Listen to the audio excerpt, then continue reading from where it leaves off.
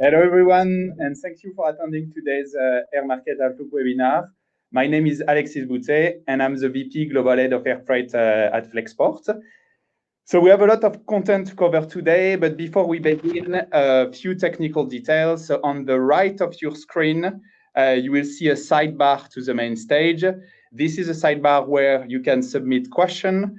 On that same sidebar, on the doc chat, you will see that you can get the webinar content here and download the presentation we're going to do today. And above your screen, you will see a button to request a supply chain optimization analysis. So if you want to follow up after this webinar and contact our team, you click on that button and we'll follow up with you to discuss further what we discussed today in the webinar.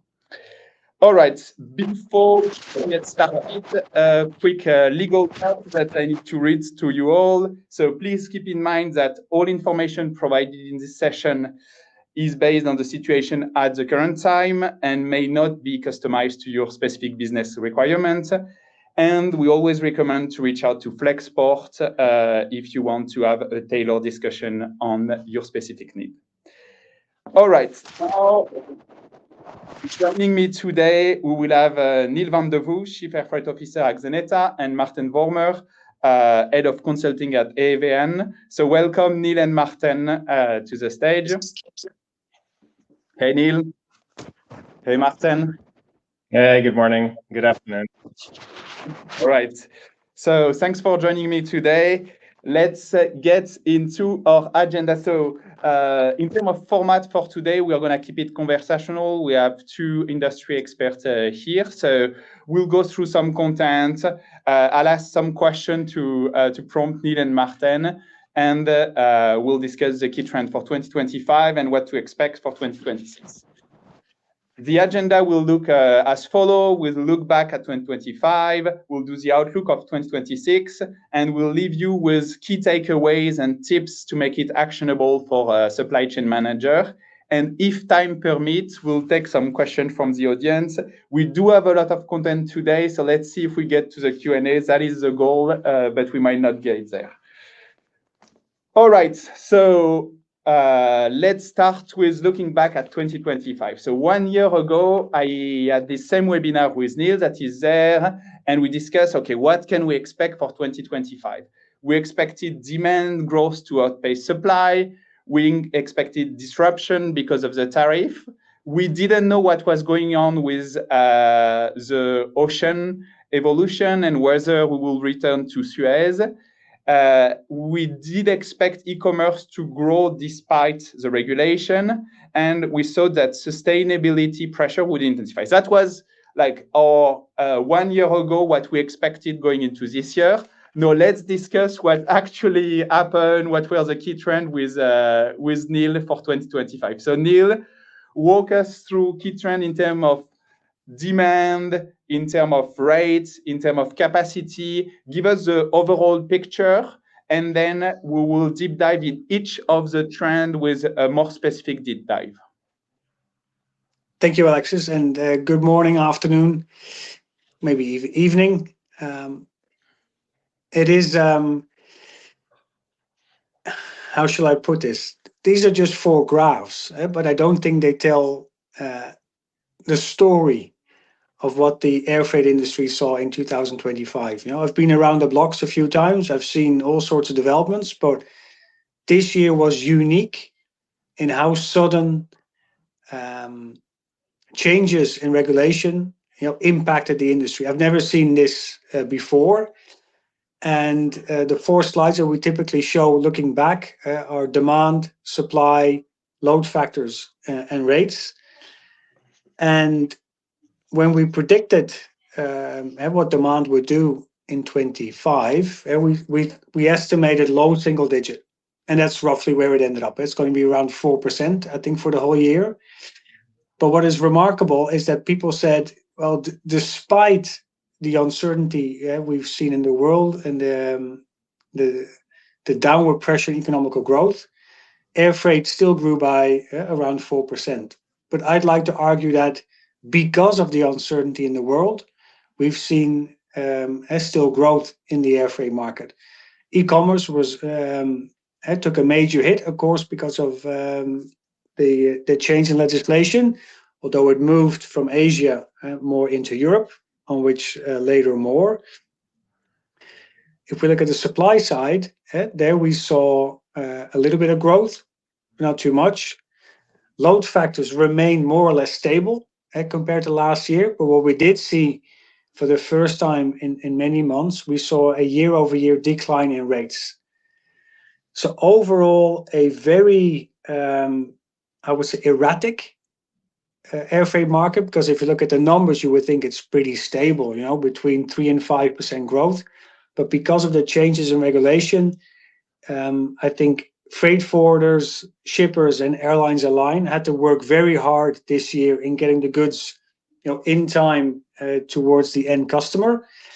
But overall, I would say, if you look at the volumes, a bit more than expected, and especially I would say the last few months. If you would have asked me in September, because we have no data here up until November, I would have expected that.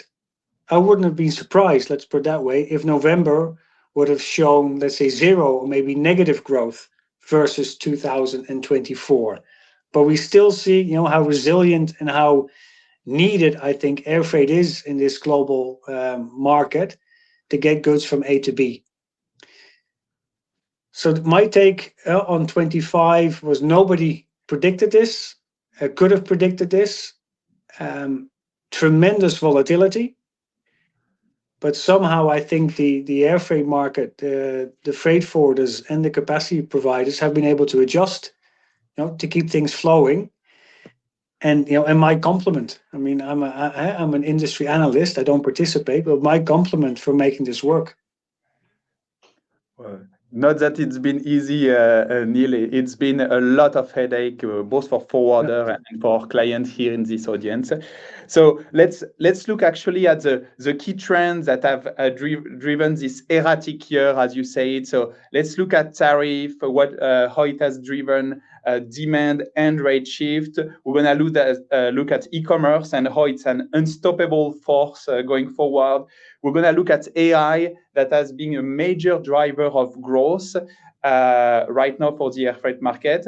We're going to look at the capacity side, so what the freighter development have been, how recent events like the grounding of MD-11 might affect the freighter deployment, and a little bit at passenger demand and all the capacity on passenger aircraft as well. So let's go really deep on all of this together, have a good debate on what we expect going forward.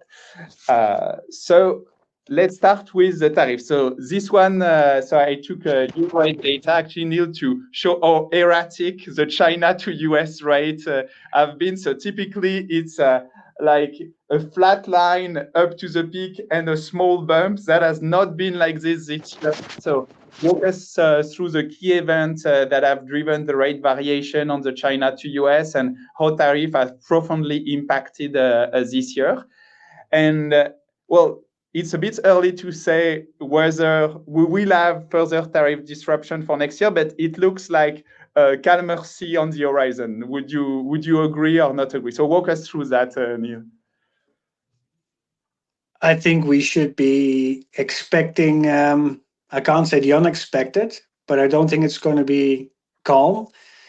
I think we have to differentiate between the tariffs that made it, let's say, onto our tablets and our iPhones on 50%, 100%, 150%.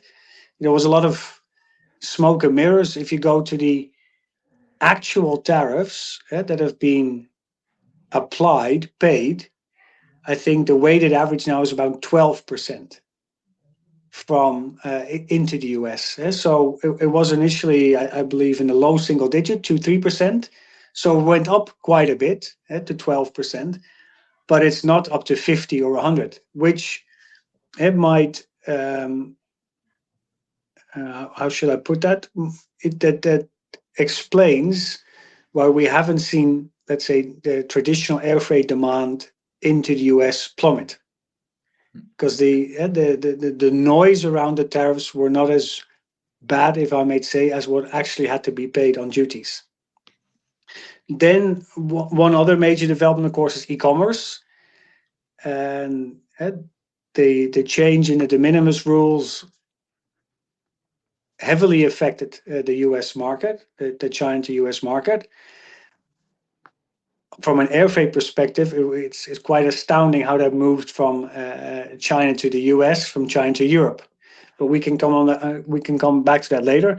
I expect with the uncertainty between China and the US, the current US president has found a tool to get stuff moving in a direction that he favors, be it tariffs. I don't see why he would stop with that. So I think it is more likely than not that we will see more tariffs coming up and going down, with the caveat that the headline tariff will be much higher than I think the actual tariff that will be applied and will be paid by the importers and by consumers. So I expect more volatility to come along. Big question mark will be AI. That's a massive boom at the moment. And we see a lot of AI-related stuff being moved across the Pacific. Yeah, how long that will last, that's everybody's question, I would say. We do have some projection on this, so we'll have a debate on this. So, like, to summarize, we shouldn't expect calmer seas. That's you think we should expect further headache into 2026, and this pattern of demand with CISO demand to optimize around tariff could potentially continue in 2026, depending on like the continuation of tariff as a tool. So you were speaking of tariff as a tool to shift trade flow. So let's look into that. So where are the trade flow actually shifting? Where do we see the supply chain shift? So Martin, you had some data on this. So walk us through what you see in the trade data in terms of where are the supply chain shifting, and then we can discuss impact on capacity, rate. Are this market prepared to take this extra volume? Yeah. So I think one of the clearest examples that we've seen in our trade data is the US laptop imports. And you can see that on the left hand side, right? So basically in March 2025 is really, or February was actually the tipping point, but in March it was really Vietnam who took over in terms of providing the US with laptop volumes, taking over from China. And China's volumes have then to the US been on a decline, basically since January, February of this year. Vietnam is also coming down a little bit. But of course, the production capacity didn't shift overnight as this chart might suggest. So this is also a supply chain shift, and it's still Chinese laptops, right? That in that sense go from Vietnam to the US, but it does highlight the diversification and also the volatility and the speed by which the industry has sort of reacted to the tariff announcements that Neil also sort of illustrated earlier. So that was a real clear example. I think less pronounced, but also still visible, is on the smartphone imports on the right hand side. So there also China's volumes came down. India picked up a part of that. So India's smartphones heading into the US, but overall those volumes are now sort of converging to roughly equal sizes of both of China, Vietnam, and India towards the US. But that does illustrate sort of how the industry has sort of responded, how it has reacted, and indeed shifted supply chains. And you see that back in the growth rates overall from Vietnam to the US, from Taiwan to the US as well. I think Thailand to the US, especially high-tech imports, are up 46%. Taiwan and Vietnam to the US up more than 100%. So really clear shifts in terms of volumes there.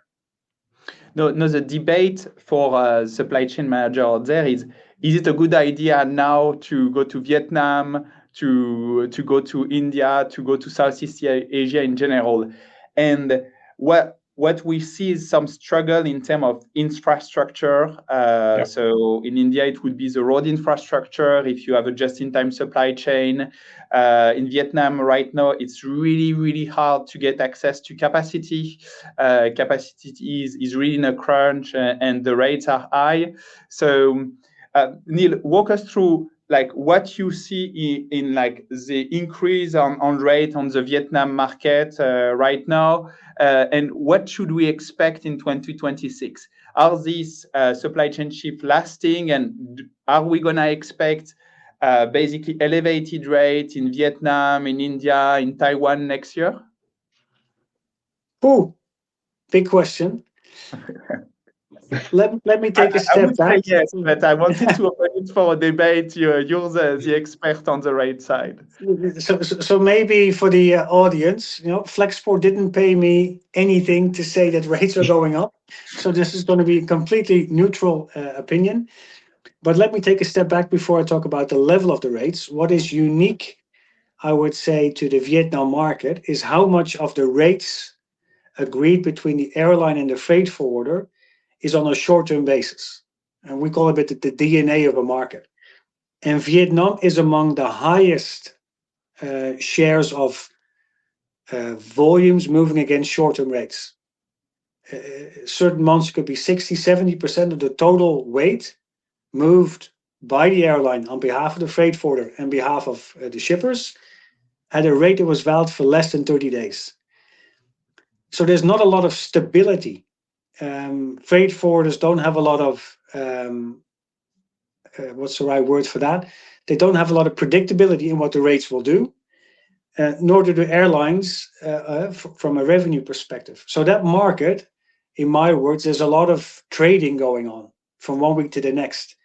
So it's less stable, and I think from that perspective also much more prone to volatility and peaks and troughs.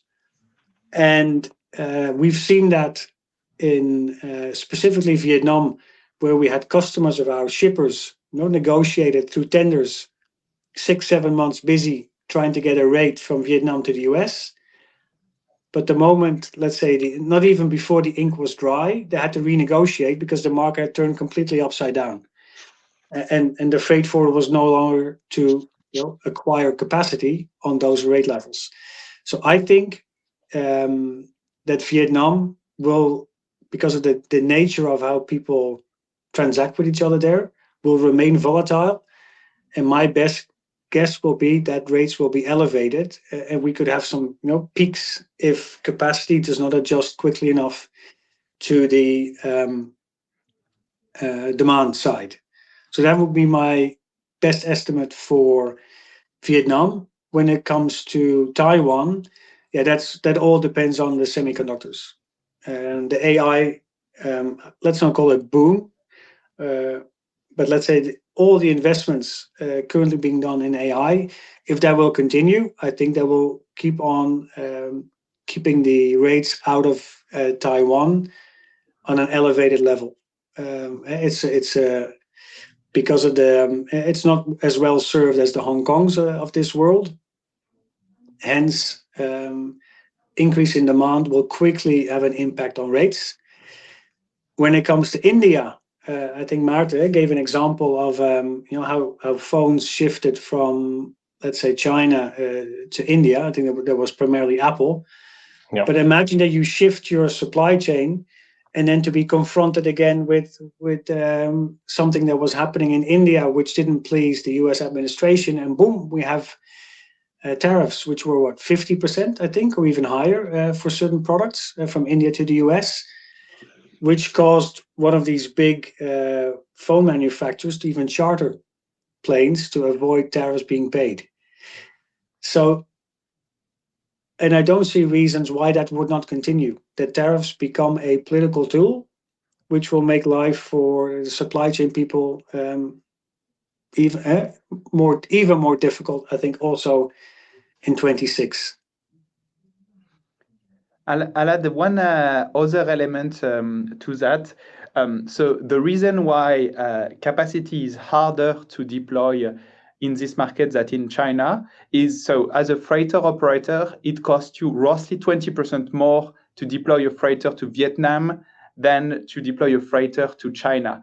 Therefore, you actually need rates to be elevated so that you go add capacity into the Vietnam market. So that's the element for me where I see a significant increase in demand, and it only makes sense to inject the capacity at a certain rate level for freighter operator and airline. So that's why my read is that a hot Vietnam market, just looking at the economics of operating an airline. All right, let's look now at e-commerce. So e-commerce, it's been an unstoppable force. We actually thought that it would stop with the de minimis ban. We say, okay, this is the end of e-commerce. But Neil, I remember like a year ago, you told us, look, there will be increased regulation, but my read is that it's going to continue. They are going to find a way. So now, Martin, you have some data on the e-commerce year to date in 2025. Did they find a way? What is the status? Yeah, exactly. And let me touch on that one after talking about this one. So hey, here we see sort of a bit of a longer term perspective on e-commerce volumes on the two key lanes, right? On the left hand side to the US, on the right to Europe. But hey, where in 2018 it was roughly 5%, right, of volumes. We're actually looking at something now that reached more than 50% last year to the US, and basically indeed stayed at that level, Alexia, as you were saying as well, right? So it stayed at above 50% of volumes to the US is actually low value e-commerce, and towards Europe it's roughly 40% now. With indeed a bit of an increase this year vis-a-vis last year as well. And indeed, it kept delivering volumes, even despite sort of that de minimis termination in sort of the first part of the year, and that I think is also what we can see on the next slide. Indeed, is what happened at that point in time, right? So here the lines are the different sort of recipients or beneficiaries of receiving the Chinese e-commerce volumes. Looking back sort of until, what is it, August 2024, where the red line is the US, and then you clearly see the drop between April and May, where basically 43% of the volume was effectively lost, and you see already some increase there to Europe, which is even more pronounced over summer, where Europe basically took over as sort of a leading recipient of e-commerce volumes. Then even more recently, also Southeast Asia that picked up steam as well, and remarkably in that sense also the US itself. I think this clearly shows how sort of the players that are basically behind these volumes, which is obviously a very concentrated market with platforms like Temu and Shein. It's super concentrated, and they can control the market as well by directing advertisement spend and stimulating usage in the geographies that make sense, and that are able to receive those volumes, and you can clearly see those changes happening. So as you can imagine, it's always exciting to see what the latest data shows and see how they shifted recently, right? Yeah, it's fascinating for me how fast they recover to the United States. So some of these platforms are our customer, and Neil was right. Their ability to adapt and find new ways to ship into the United States, change their collection, increase pricing, do regular clearance, or use postal channel. So they pay duty now, but they have passed on the duty in price. They have removed some product out of their portfolio, and here they go, growing again into the United States. It's been incredible, and that's one of the lessons also, I think, when we're going to discuss about Europe regulation, is their ability to swiftly adapt to the constraint thrown at them. And well, I mean, Neil, you were totally right on this. Increased regulation did have an impact. It shifted the e-commerce flow more toward Europe and Southeast Asia, but even to the United States, they have recovered despite the regulation. Could I make a small comment on this, Alexis, if I may? What I found astounding, and allow me to be a little bit controversial here, but you would nearly think that we are sheep. I call it the homo discounters, a group of people. You just wave something cheap enough in front of them and they will buy it. And that's what they did with a lot of European consumers. Nearly overnight, they said, well, let's not spend hundreds of millions in the US, we'll spend hundreds of millions in Europe, and the people will buy it. And we do. It is in a way, it's nearly funny how simple we are. Many of us as consumers, if the price is low enough, we will buy it. Yeah, and I think that's what they did. No, I mean totally. So they indeed shifted their advertising spend.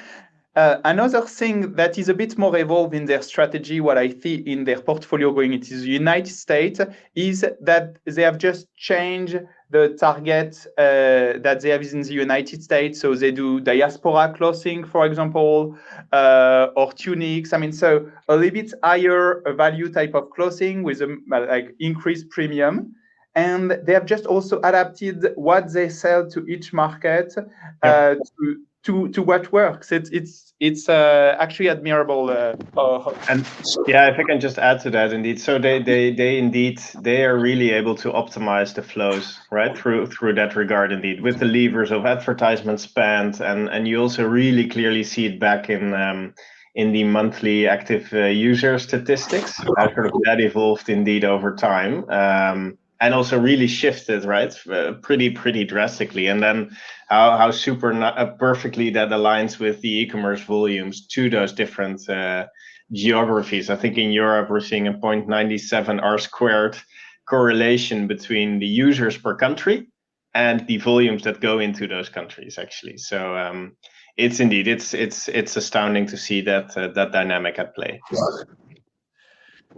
Right, thank you. But in the spirit of time, I'm going to move to the next one. Well, the next one is, do we expect the increased regulation in Europe to actually curb the e-commerce flow going into Europe? Because that was a major shift this year. Because there was less volume into the United States, they really shifted really hard to Europe. There's a new regulation coming in November 2026 at the European level, and some countries are taking action before that.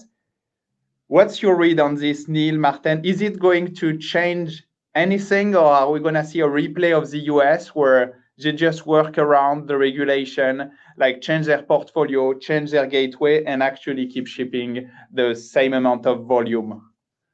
Yeah. So yeah, I think if I can go first, Neil. So indeed, I would. Yeah, I mean, there's different dynamics here, right? So indeed, the EU-wide sort of regulation, and then countries independently that are also announcing sort of either flat fees or duty percentages based on the value. But the amounts that I've seen sort of be announced or in the news are pretty bearable compared to sort of the business model of the players, indeed. And to that regard, I would expect to see a bit of a replay of the of what we've seen in the US. It's basically a waterbed, right? So the volumes go where there's least resistance in that sense. And I think especially in Europe, there is that flexibility to adjust gateways. Hey, currently it's Liège and Budapest, right, which are the big e-commerce gateways. But that those gateways might also shift as sort of those new regulations come into effect. But again, I think it has a limited dampening potential on the volumes. Neil, do you agree? Same prediction as last year. It's an unstoppable force and it's gonna keep growing. I think there's a fundamental demand that they're tapping into. Because there are analysts that look at these two, they call it bad companies. They're putting all these, cheap goods into Europe, but it starts with the millions of consumers that are buying, like those goods. And I think my best guess is that 95% of those consumers, they're not having thoughts. Shall I buy on Temu because the EU might implement a €2 flat fee, for my to import these goods from China? They don't care. So I think it will continue. Where I have a slightly different opinion, I don't think it will see the same development as we've seen in the US, because there we really saw this massive drop-off. I don't think that if it was going to be the €2 or a low flat fee, I don't think we'll see a similar drop in volumes as we've seen early this year across the Pacific. No, I tend to agree, because indeed the €2 or the flat fee indeed is also compared to what consumers are also willing to indeed pay, is I think also fairly limited. Yeah, I mean, it's a simple math, 10 item per order, €2 per shipment is 20 cents per t-shirt extra. It's palatable indeed. exactly. All right, let me shift to discussing about the next big thing. So AI. So we speak about an AI boom, but is it really driving the air freight market? So we have the trade data actually here to see the actual impact on AI. So how much is it growing? How much is it of the air freight market? And which lane is it impacted? So Martin, do you want to walk us through that, like the actual data on AI and what you expect? And then I'll discuss a little bit like implication for shipper in terms of what routing you should choose to move your freight. Yeah, exactly. Happy to provide sort of that context from trade data perspective, because indeed, if you look at sort of what are the true bright spots this year in terms of segments that are both sizable and growing, it's on the one hand e-commerce that we just discussed, but also high tech, right? I think overall we're looking at a 17% sort of growth until September, October of this year. In terms of volume, so that is pretty substantial. And basically, what we've done here is look at, okay, if we classify sort of high tech in terms of goods that are prone or that are relevant for data centers, and that includes goods like a network equipment, also a bit of sort of data processing, data storage pieces and parts, but also sort of power protection, right? So all those components within high tech. We do see that it's actually growing faster than the other parts of high tech, which include like the desktop, laptops, smartphones, etc. Right? So on the chart, you see the blue is basically those goods that we've labeled as data center relevant goods, and then the gray is the rest. And also from a trade lane perspective, you do see those big shifts as per sort of the tariff implications. China to the US, high tech down 17%. Who is benefiting? Again, Taiwan to the US, Vietnam to the US, China, India as well, but also Malaysia to the US, for example, and China, UK, and China, Germany, right? So, but pretty erratic growth rates as well. To use that word again that Neil used in the beginning to describe the year, a pretty big variation in growth rates. And indeed, big part of that is related to sort of goods related to data centers. But it's not just that. It's also a general high tech boom as well. So basically, Taiwan to the US, Vietnam to US, China to India, China to Europe, there will be increased demand. So these are the lane where you expect increased demand. But there's one thing that I've found really interesting recently is the rate dislocation that you observe between like the direct services. So for example, if you take a China to Europe direct service or a Vietnam to US direct service, you're competing against high-tech on that particular lane. And if you're China to Europe, you're competing against high-tech and e-commerce. What do these companies use? They typically use direct express services. So what you see in the market is the price of a direct carrier so let's say a China airline going Taiwan to US versus an indirect routing, maybe transiting with a passenger carrier via a tourist destination, is the differential in price keeps increasing. Because if you're going on the main lane on direct and express services, you're gonna go against people that can pay.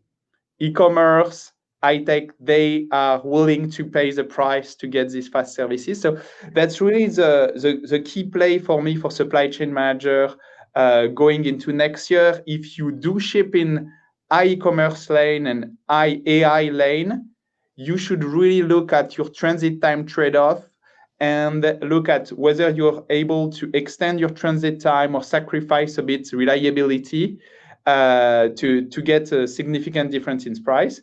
And my second key takeaway from what I see recently is, well, extend your time in the air and reduce your time on the ground with super fast clearance and super fast execution on the ground, because that's how you're gonna save money for next year. But we'll discuss that in the takeaway. But I thought it was really interesting to see that this rate dislocation increasing on this highly traffic lane where you have e-commerce and AI, and that the deferred routing have a very significant variation versus the direct one. Long term on AI, so I'll quote McKinsey on this, but basically they expect 3.5 growth in data centers. So it is not expected to be short-lived. No, Neil, at the beginning you mentioned on AI, I don't know if it's going to keep growing at that space, still to be seen. So you had a few words of caution, like, do you agree with this like explosive growth that is projected, or do you think it might slow down a little bit? What's your take on this? Are you asking me to go against McKinsey? No, it's just because you said at the beginning. I'm joking. I'm joking, but you know. So I think want to, you know, I want to have a good debate. You know, it's about having different point of view. We have experts here, so. You know, I'm never shy of giving an opinion backed by, let's say, having read many articles.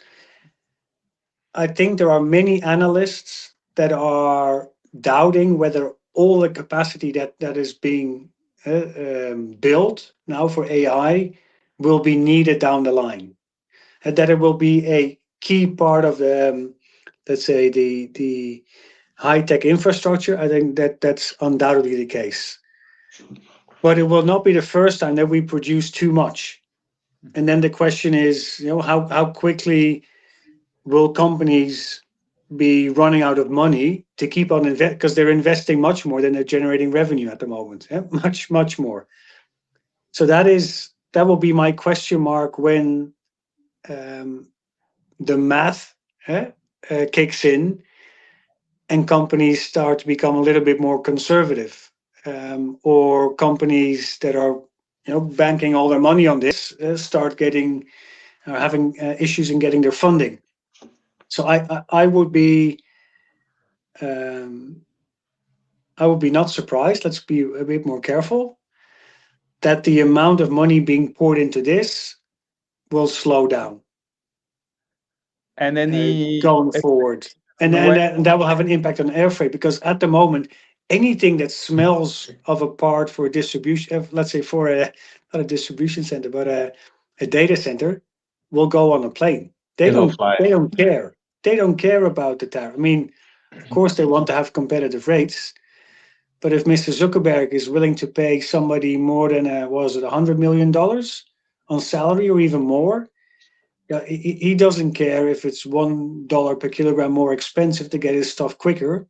So he might win the race of, you know, getting to the finish line first, because there is this discussion that the winner takes all. And I think that's making a lot of people nervous and willing to invest a lot of money. But at a certain time, you need to justify that also to your investors, what the return of all those investments will be. And there I have if I read around it, there's a lot of question marks around that. Thanks, Neil, for the perspective. And no, like, you don't have a crystal ball on when you think things will come to a realization on AI? Hey, I've been more often wrong than right, when it comes to looking into the future. But there are what I read, and I have to say, The Economist, the magazine, is an important source for me. There, the question marks are there on will it all that's being built now, will it be put to use? No. To the extent that people estimate. Let's see. I was talking on a conference about AI in 2012. And then there were already predictions by Oxford University that within the next 20 years, a lot of jobs will be lost because of what they called then the robotization or the computerization of jobs. It didn't happen to a large extent in the last, let's say, 12, 13 years. But things may go very fast in the next few years as these systems are becoming so incredibly much more smarter in a short amount of time. But I think, let me take a little sidestep here, which I found a fascinating example. When the tractor was introduced into agriculture, there were a lot of people afraid of their job. It took around 80 years between, let's say, the first tractor being built and really having an impact on employment. So from that perspective, I think we have still many more years before I see AI really impacting on a global scale and the amount of jobs that might come at a cost of that. And have a question mark how much money and how much can be built in support thereof. All right. Thanks, Neil, for the perspective on this. We're going to shift to discussing a little bit capacity. So we've been really heavy on demand, on key driver of demand.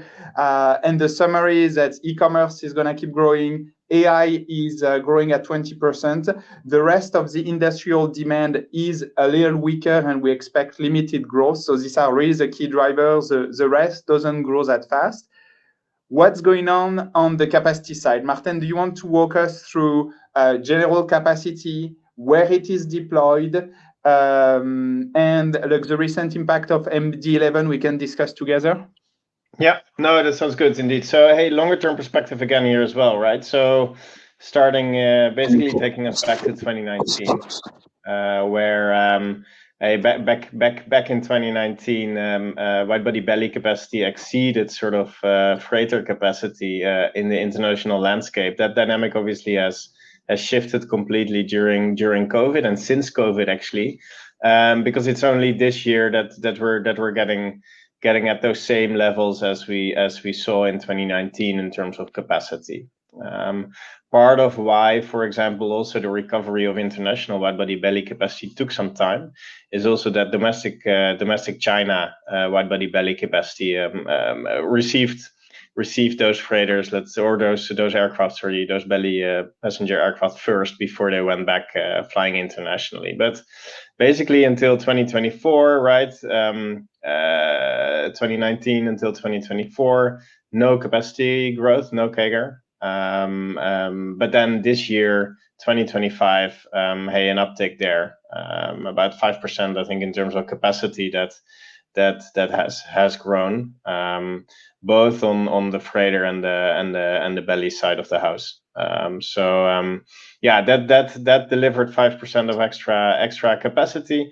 Hey, we talked about overall demand growth. If we layer in e-commerce, we would be looking at sort of a 7% growth of air trade plus e-commerce for the first nine months of the year. Again, as said, that'll likely come down a little bit towards the full year. But in that sense, sort of demand versus supply balance, hey, super tight, obviously, with that demand plus e-commerce growth outpacing capacity a bit this year. Then, hey, where is that capacity deployed? And how does that come back in sort of the year-on-year growth rates on the different trade lanes? Hey, no surprise, right? But it's really from Asia to Europe and from Asia to the Middle East as well in terms of capacity, which has shot up tremendously. And despite all the volatility also on the Transpac, yeah, not a massive dip there in terms of capacity. Actually, a near flat sort of trend there. But indeed, most of that capacity has deployed on the Europe and Asia, Middle East, Europe sort of trade lane. Again, also suited for the increased e-commerce volumes to that destination. So yeah, I think those are sort of the longer term trends, the regional capacity developments, and then indeed, Alexi, also from sort of a more recent perspective, the MD-11s. Indeed, the timing was obviously very close to the holiday rush. Everybody, I think, was also keen to understand the impact that it might have on indeed the year-end peak. So also keen to hear from you, Alexi, how sort of that was for you. From sort of a capacity perspective, how the integrators, especially sort of on the domestic US market, how they recovered that capacity that was grounded. Mainly use of sort of narrow body freighters to backfill the 13% of domestic capacity that they had to ground. So mainly they deployed narrow body, medium body freighters to fill that gap. But also some 777s, some 747s that they also deployed domestically.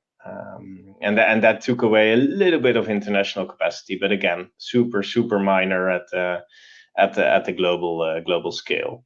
But indeed, Alexi, keen to hear from you how you experienced that. Well, I mean, honestly, like if we look at the TPEB market in general, so it's extremely hot right now on the spot market. So if you hadn't secured capacity before the peak, right now you're taken on a crossfire with like spot rates at $7 per kilo on Taiwan to US, Vietnam to US, and the key trade lane at the end of November. My read on the MD-11, indeed, they were mostly domestically. So like the net impact of like grounding the MD-11 and some pooling of the triples and 7.4 that were international into MD-11 is probably less than 1% of the TPEB capacity. But if we look at the picture we've presented before, like the increase in capacity on TPEB, so Asia to US, was only 1. And now you're removing that 1% because of this little event or some part of it, but the demand has kept growing. So all this have just kept things tight, and now it's really tight in the peaks. That's my read on what happened. Like in a market that would be less constrained than this, it would be a non-event, but it has become an event because things are so tight. And for me, it's gonna just contribute to keep things tight on Asia to US into 2026. That's my read on that particular event. All right, now let's do a time check. We have 10 more minutes. And we wanted to give some time for Neil to look into where the rates are right now, what can we expect into next year. So Neil, do you want to, we're about to jump into a new year. What is the rate level right now? How does it compare versus 1 year ago? And what is your general expectation in terms of rate for the key trade lane going into 2026? Thanks, Alexis. Yeah, so if you can, the slide is pretty clear. Overall, we see rates at the moment at a lower level than we saw in 24, same period. I think on a global level, we're now at -4 or 5%. Little disclaimer there, that is in US dollars. So if we look at, if you would take into account the devaluation of the US dollar versus, let's say, the euro and some other stronger currencies, the year-over-year decline would even be more pronounced, maybe closer to -8%. And our take on 26 is that we're expecting low single-digit growth in demand, 2, 3, somewhere in that range, and a slightly higher increase in capacity. And if you combine those two, the math is simple, then you would expect downward pressure on rates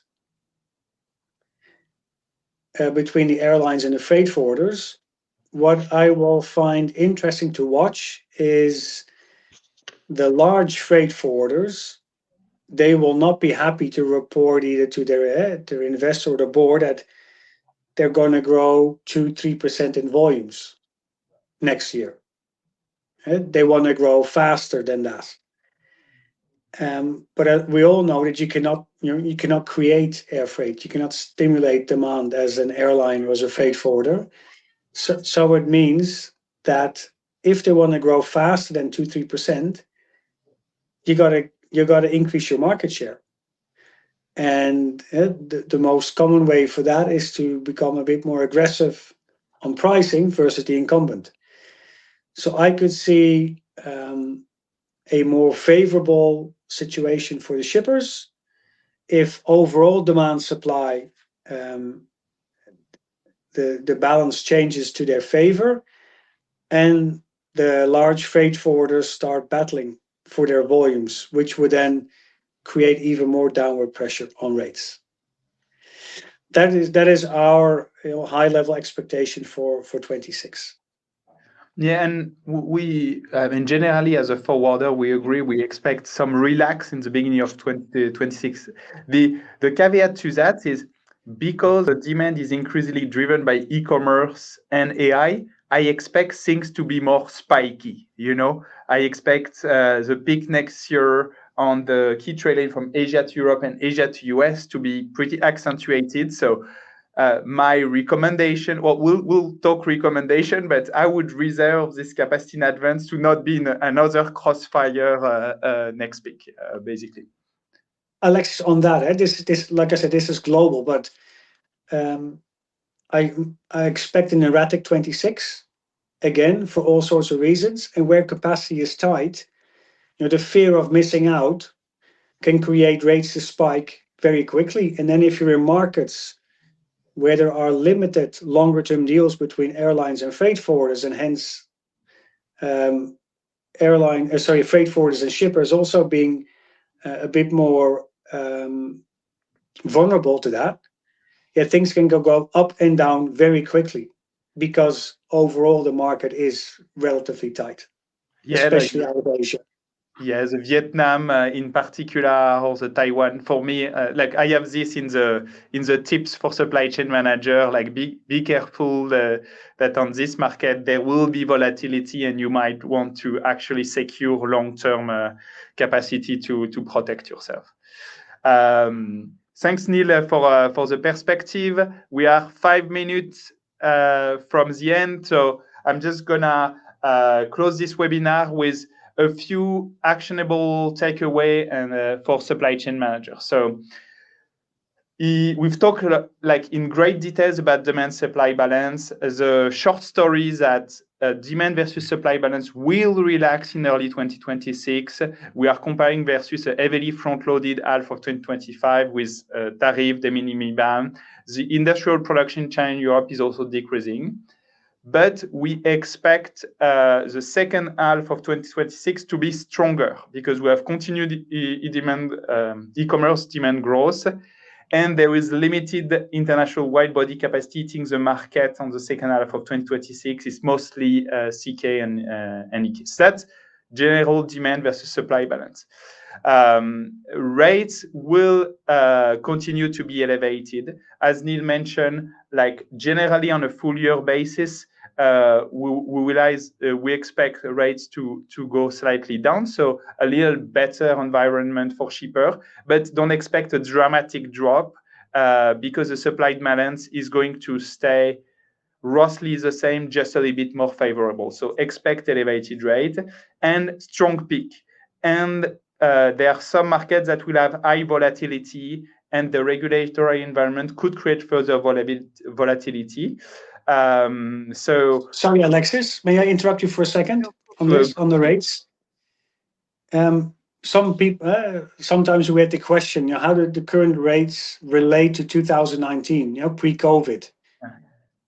And yes, they are elevated relative to pre-COVID, but if you look at if you would compensate that for inflation, so you would look at what are the real rates, not the nominal rates, we are more or less at the same level as we had in 2019.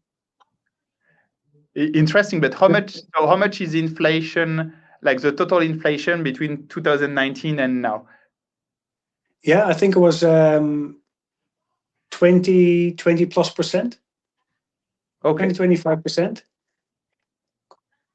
So basically what you're saying is like rates are never going back anyway to 2019 level because just the cost, like the base cost of the airline has increased by over 20% during that period.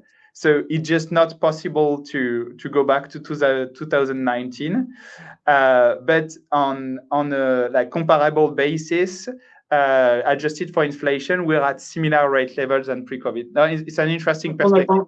On a global basis. And yes, in the end, it's demand and supply that determines the rate. And if there is a rate war, things can happen. But from a, let's say, call it margin or cost-based perspective, 20-30% is not unusual on many lanes relative to pre-COVID. Yeah. Thanks for the perspective here, Neil. So the third takeaway here is so e-commerce and high-tech will take an increasing share of the premium capacity, so the direct flight, the fast up connection, but good deals for supply chain manager exist on creative routing. So here it's an invitation to review with your forwarder really the transit time and reliability trade-off. Can I afford a little bit longer transit time or a more deferred routing to actually save on the rate on my supply chain and really look into if that is a feasibility. Attached to that advice, look at how much time you are spending on the ground. Do you have custom clearance issue, and do you on average spend like a day on the ground waiting for custom? This is much cheaper to solve this than to actually go on a faster air service. So that's what I always invite my customer is look at how much time is actually spent on the ground between your trucking, the consolidation, and how much time is spent on clearance, and look to get that really dialed in because it's much cheaper to fix that versus fixing, like trying to go faster on air freight, where if you are on a e-commerce or AI traffic lane, it's going to get expensive. And the last thing to combat the erratic market that Neil and Martin were predicting is if you are exposed to Vietnam and Taiwan in particular, try to block capacity in advance. So discuss with your forwarder the ability to have long-term block spaces and secure the rate on this particular lane. Potentially, if you have the volume for that, a charter agreement on this lane, so that you have the certainty that you can move your critical volume fast at predictable economic, if that's the type of supply chain you are running. And with that, this closes exactly on time for this webinar. We unfortunately don't have time for question, but we did reply to question directly in the chat, and we'll take some question online. Again, you have a button at the top right of the screen if you want to ask further question and contact us. I'll just close by thanking Neil and Martin for joining us, and wishing you all a good day or a good evening in Europe. Bye-bye. Thank you all. Thank you. Bye-bye. Bye-bye. Thank you all. Bye.